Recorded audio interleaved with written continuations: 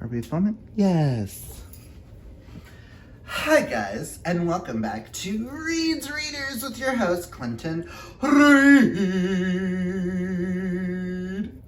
And if you see the announcement, I'm coming to you guys with my second review.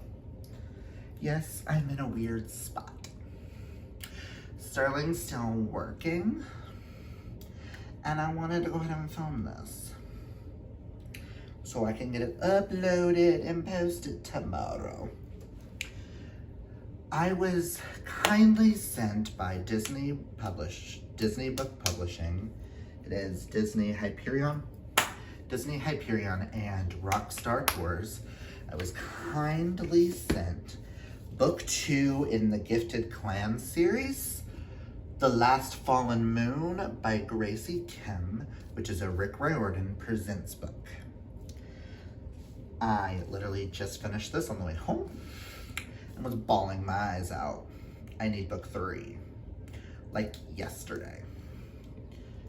But the book 1 is The Last Fallen Star, and this is, if you don't know what Rick Riordan Presents is, Rick Riordan Presents is a series of books that Rick Riordan is trying to find authors of different cultures to write Percy Jackson-like books in their own cultures.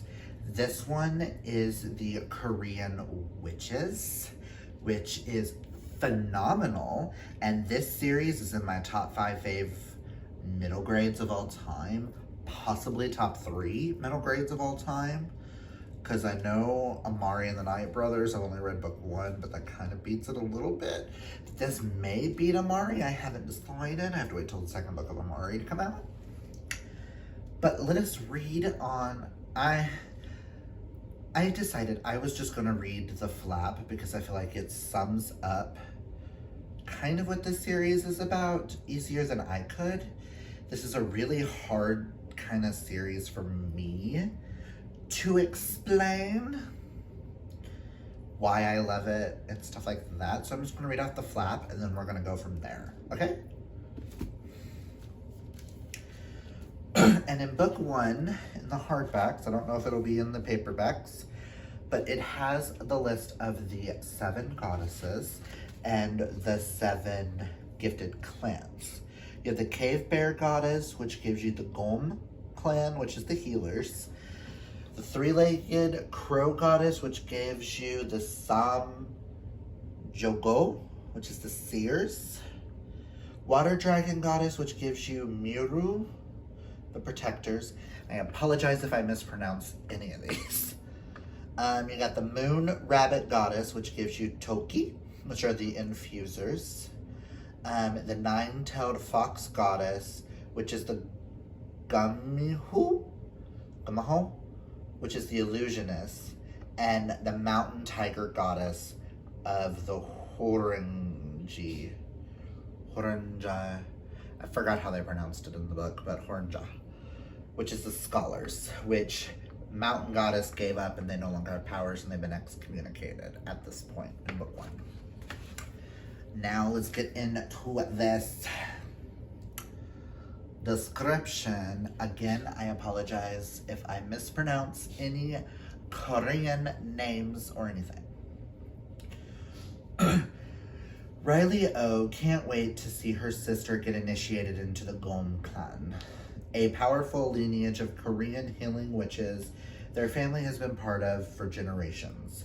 Her sister Hattie will earn her Chi bracelet and finally be able to cast spells without adult supervision. Although Riley is desperate to follow in her sister's footsteps, when she turns 13, she is a Sharam, a person without magic. Riley was adopted, and despite having memorized every healing spell ever heard, she often feels like the odd one out in her family and the gifted community. Then Hattie gets an idea. What if the two of them can cast a spell that would allow Riley to share Hattie's magic? Their sleuthing reveals a promising incantation in the family's old spellbook, and the sisters decide to perform it at Hattie's initiation ceremony. If it works, no one will ever treat Riley as an outsider again. It's the perfect plan. Dun dun dun! Until it isn't. When the sisters attempt to violate the laws of the God Realm, Hattie's life ends up hanging in the balance. To save her, Riley has to accomplish an impossible task. Find the last fallen star. And what is the star? And how can she find it? And Riley embarks on her search. She finds herself meeting fantastic creatures, collaborating with her worst enemies, and when she uncovers secrets that challenge everything she's been taught to believe, Riley must decide what it means to be a witch, and what it means to be family, and what it really means to belong. All I gotta say is anything Graci Kim writes, I will read. She is also she lives in New Zealand with her husband and daughter. But yeah, this series, it folds Korean culture so well that you don't even realize that you're learning Korean culture. It's so interwoven into this series that I'm just fascinated and I want to know more. And I'm like, ooh, what is that? Ooh, what is that? Ooh, what is that? I need to know. I will say that in the back of the books, I know at least in book 2, yes, in book 1, in the back of the book, there is a glossary on how to pronounce and what things mean. So that came in handy. I will tell you the audiobooks to these are phenomenal. Like, I have issues with pronouncing things, and this, I heard all the Korean words, and I felt like I knew exactly what we were talking about. I highly recommend this series to anyone who loves the Percy Jackson world, but wants to experience a different culture that they don't fully understand. Also, if you're a huge fan of The Iron Widow by Zoran Zhao, this is really very much a really good middle grade comparison, minus the polyamory, but the characters are phenomenal. Emmett, Hattie, Riley. Riley is one of my favorite characters of all time. So is Tao. And then in this one, you get introduced to probably my favorite character in the entire series, which is Doll. And Doll is freaking phenomenal. And the way that this book's ended, I need book 3. Like, give it to me now. Like, I was talking to Sterling. Just recently found out. There's a short story in The Cursed Carnivals and Other Calamities by Riordan from this world by Graci Kim. So guess what I'm going to be reading when I finish this? I'm going to go sit in there and I'm going to read the short story in this. Because I've decided to use that every time I read a Riordan Presents that has a short story. I'm going to read it after I finish what's out if I want more. And this is one that I want more of these characters. I need a movie, I need a TV show, preferably a TV show, because I feel like this would be a fun adventure show. And the fact that these kids are 13, going through some of the things that they're going through, oh, it's amazing. Again, I really, really highly recommend this series to everybody.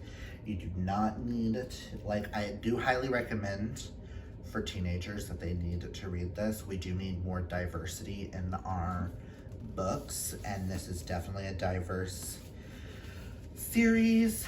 And just look at these covers. Can we talk about how stunning these covers are? Like, hi, hello, pull me in. Who is the cover artist? I need jacket designed by Joanne Hill. Jacket artwork by Vivian 2. Vivian 2 and Joanne Hill. Love y'all's work. Y'all did phenomenal on this artwork. Like, is it the same person on both? Yes, it is. Thank you guys for these stunning covers. But yes, thank you Disney Hyperion, and thank you Rockstar Tours, and thank you Gracie Kim for allowing me to read and review The Last Fallen Moon for you guys. This was so much fun, and this is definitely on my surprises of the year. This will probably make my tops of the year list because this series is phenomenal. And tell me when book 3 is coming. I need to know. I need to know what the Tiger Goddess is up to.